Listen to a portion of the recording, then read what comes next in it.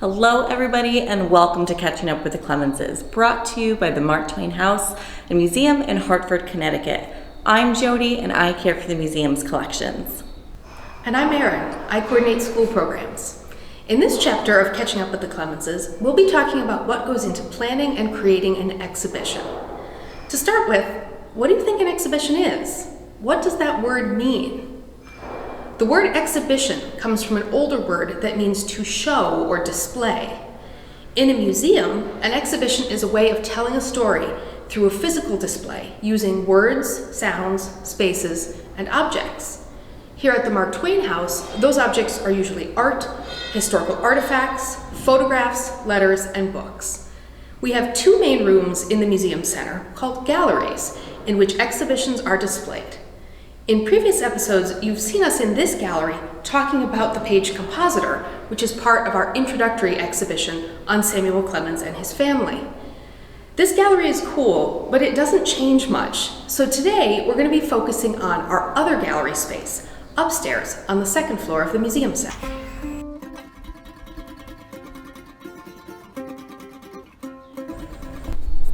This gallery is changed every year.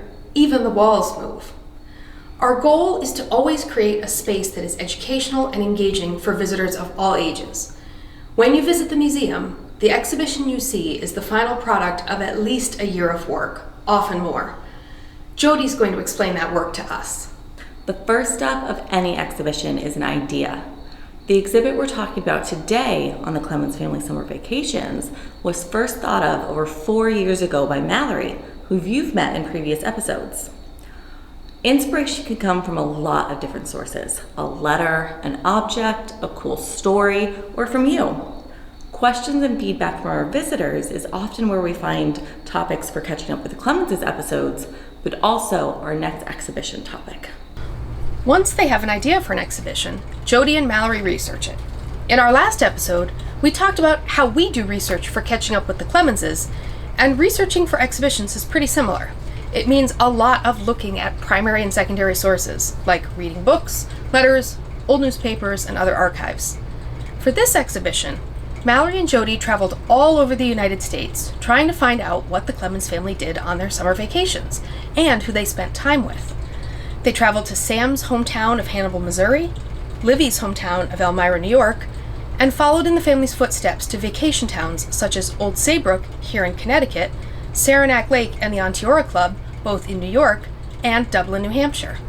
They even traveled to Austin, Texas, to do research in a private collection.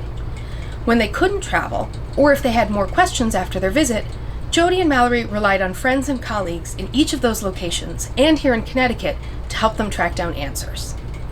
The next step is to take all of that research and turn it into a first draft of our exhibition narrative.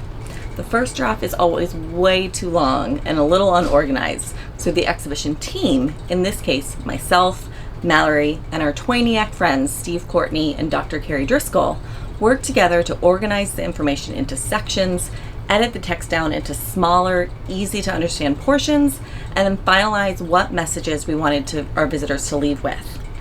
Along the way, we identified objects in our collection, in other museums, or that belong to individuals that will help us tell the exhibition story. In my opinion, this step of the process is always the hardest part because there are so many interesting stories out there, but we can never include all of them in the final exhibition. For example, in a July 1890 letter to his daughter Jean, Sam tells her about the summer holiday her cat is also taking while the family is away in New York visiting friends at the Onteora Club.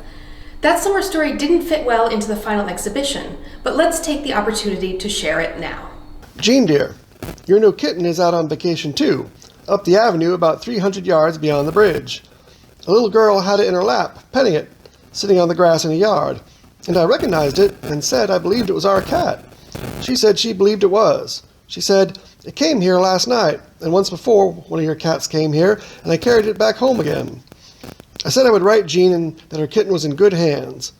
I thought I would let it stay there and board till we came home from summerin', because otherwise it will wander to some other house where we can't find it again. You see, it has a way of following people off because it is of a sociable turn and can't get along without society and culture. Once we determine all the stories that will be in the exhibition and which objects we want to display, it's time to transform the physical gallery space and bring our ideas and research to life. This is my favorite part about putting together an exhibition.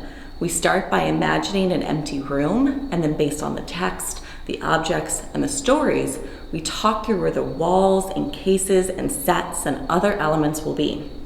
I start by hand sketching those ideas, and later I work in a program called SketchUp to create a virtual 3D model of our space. From there, it's a matter of taking those ideas, constructing them, and bringing them to life. The first step is clearing the last exhibition out of the gallery. Then we move the existing walls into their new locations. This takes a few hands as they are large, heavy pieces. For this exhibition, we also had to make some new wall sections, which Jody's parents drove up from Virginia to help with. Once all the walls are in place, it's time to paint. But it took Jody and Mallory months to decide which colors would go on the walls, and they polled many of their coworkers on their favorite color combinations. And Jody, her parents, Mallory, and other staff members all picked up a paintbrush or roller to help out.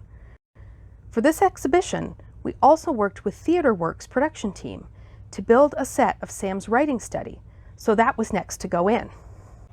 Next, it's time to get the cases and platforms in place and start moving objects in. We have over 200 objects and photographs in this exhibition from our collection and on loan to us from 20 other places. We have to carefully handle and display each item. While we're doing this, a graphic designer is working on the exhibition panels, making sure all the text and photos on them look great. They send the final digital documents to a fabrication shop to be printed and mounted on foam core. Once we have them, Mallory and I hang them on the walls along with vinyl quotations in each section. Last, it's the final touches. In this exhibition, we added ivy to the study, sand and grass to our beach and boardwalk, and installed tent flaps around the Saranac Lake section. Of course, we also have to set the lights and then clear all of our tools out and vacuum before letting any visitors in. And after all that work, the only thing left to do is celebrate. We had our opening reception for this exhibit in March 2023 and invited friends, family, and the community to come see the finished exhibition for the first time. Thankfully, it's up through the end of 2023, so visitors all year can see it. In the upcoming chapters of Catching Up with the Clemenses, we'll dive deeper into some of the topics in this exhibition. For next time, can you tell me what you think people in the past did on summer vacation? See you then. Do you have a question for us? You can send us an email at catchingup@marktwainhouse.org or send us a letter at the Mark Twain House and Museum, 351 Farmington Avenue, Hartford, Connecticut, 06105. Along with your question, tell us your first name, your age, and what city or town you live in. If we feature your question in a future video, we'll be sure to give you a shout out. Don't forget to like this video and hit the subscribe button so you don't miss an episode. We want to keep our educational materials accessible to all, but while these videos are free for you, they're not free for us. If you want to support the creation of Catching Up with the Clemenses videos and other educational programming here at the Mark Twain House Museum, please follow the link in the description below to donate now.